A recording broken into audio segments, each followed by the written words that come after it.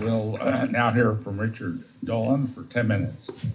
Thank you, distinguished members of the committee. And let me just say it's been an honor for me personally to be here with you all week, to be able to give statements to you and to chat with some of you privately as well.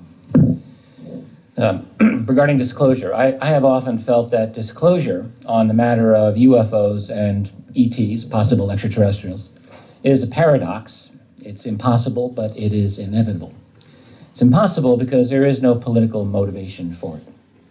It's inevitable, however, because our leaders are not the only factor in this equation. There are other beings, after all. But mainly, I would say there's us, the people, who are going through this greatest social, cultural, and especially technological transformation in the history of humanity. In fact, I would say that we are the game changers. Someday, and it won't be too long in the future, something is going to force someone's hand.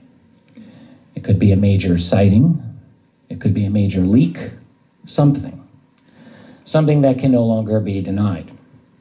After all, we are fast approaching what experts in artificial intelligence call the singularity, when computing intelligence exceeds our own. In such a future, I ask you, can we really think we will still be stuck in neutral on this issue? Something will force the president's hand. He or she will finally hold that long-awaited press conference and make that bombshell statement. It might go something like this. I have been advised by the National Security Council and heads of our intelligence community that there is a reality to some of the UFO phenomenon, in that some UFOs are real physical craft not manufactured by any known civilization on Earth, or words to that effect. It's the kind of statement that many proponents of UFO disclosure would like to hear, but the real question is what next? Because there would be quite a few follow-up questions. At the top of the list will be questions about who these other beings are and what their agenda or agendas might be. And this will be a very difficult question for any president to answer. In the first place, there is a likelihood that even the leaders of the black budget or breakaway society that have been on top of this for years, they may not even know, or at least not fully. And what if they do know? And moreover, what if at least some of that answer includes information that might be upsetting? Divining the intentions of non-human visitors or permanent residents, whatever they may be, might not be the easiest thing to do. But it's entirely possible, judging from the data we do have, that some of them may not care very much about humanity.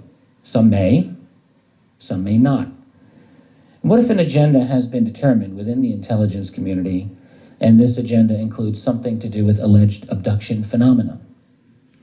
And even if that isn't true, does any president honestly believe he or she can contain rampant speculation along these lines? And even if the intentions of these other beings are said to be neutral or positive, there will clearly be tremendous suspicion by large swaths of humanity. This will not be an easy sell. There will already be a sizable number of people predisposed to interpreting these other beings as nothing less than demonic. Short of bringing one of these entities to a podium and subjecting it to hours and days and weeks of questions by an insatiable public, it's very likely that any moment of disclosure will not satisfy the public the way it would like to be regarding alien motivations. That's only the beginning of the problems. One early and obvious question that will arise, one which will have deep, profound political implications, will be very simple. How long have you managed to keep this secret all these years? Consider that our entire society has been told that UFOs do not represent anything truly anomalous, that ETs or aliens are definitely not here on Earth interacting with us, that UFO believers may be well-meaning but had been mistaken about all of that. This has been a mindset embedded within all of our major institutions. Our educational institutions, from primary school through universities and postdoctoral levels, throughout our major news organizations in which an open belief in UFOs is a third rail for one's career, throughout our scientific establishment for sure, and also throughout our political structure. Political careers have been destroyed or at least severely undermined by the UFO taint Remember what happened to Dennis Kucinich in 2008 after it became known that many years before he had seen a UFO.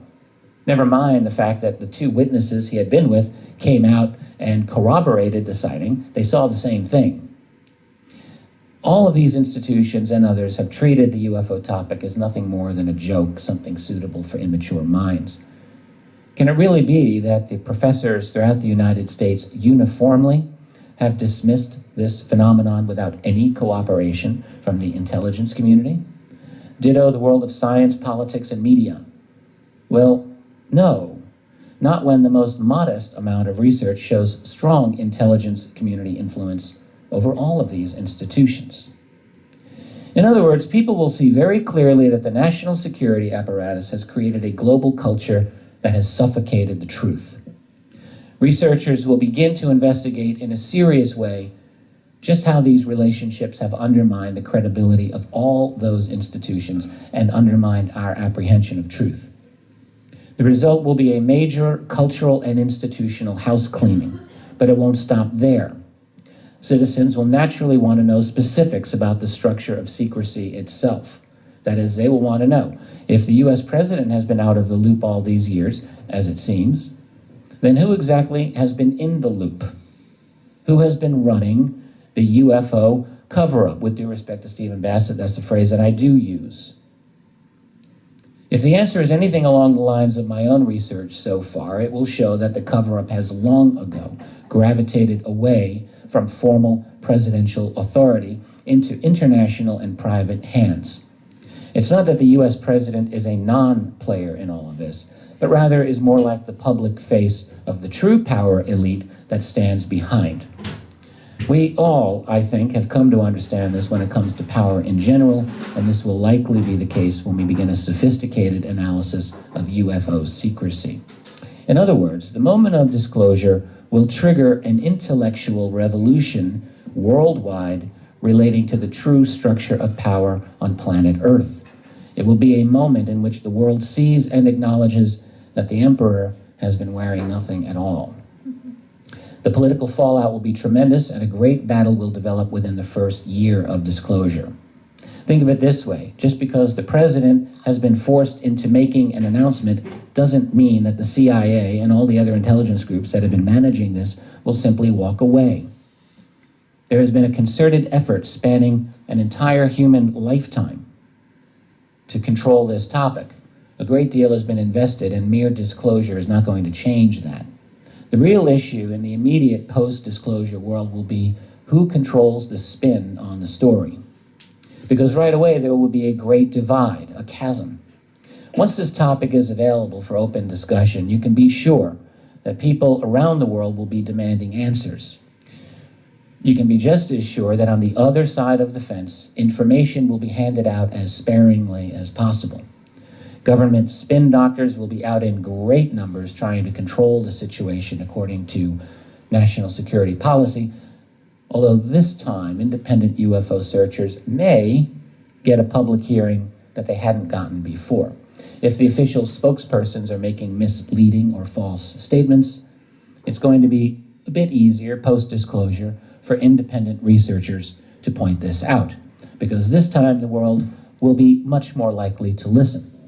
And there will be many, many more investigators into this topic after disclosure than there are today. How all that will turn out, only time will tell. There are so many other messy issues relating to global finance, energy, truth commissions, lawsuits, cultural transformations, cultural wars, religious and spiritual changes, scientific paradigm shifts, and ultimately geopolitical changes that will allow us to meet the challenge of, shall we call them others, here on planet Earth in some sort of coordinated, hopefully logical manner, and even more hopefully in some way that answers to the people rather than a handful of elite human players. And for that, we will need a groundswell of public pressure from below and tremendous political energy, ethics, and courage to take on the black budget culture that has dominated this subject for so long, and to begin a long, hard fight to reclaim some measure of freedom and dignity for humanity while we begin a new, better, and more mature phase of our existence. Thank you. Thank you, Mr. Dolan.